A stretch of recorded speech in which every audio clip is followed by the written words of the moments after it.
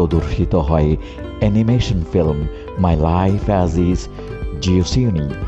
চলচ্চিত্রের কাহিনীতে দেখা যায় 9 বছর বয়সী ইকা তার মায়ের সাথে একা থাকতেন।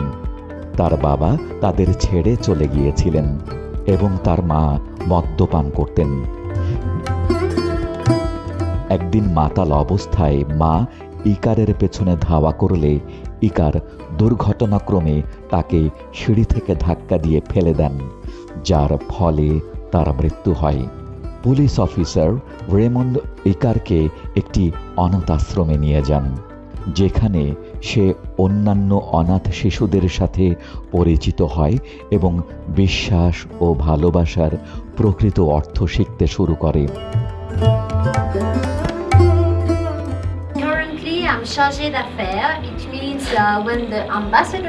চলচ্চিত্রটি প্রদর্শনের শেষে বাংলাদেশের অ্যানিমেটর এবং চলচ্চিত্র নির্মাতা শীর্ষক একটি আলোচনা সভা অনুষ্ঠিত হয়।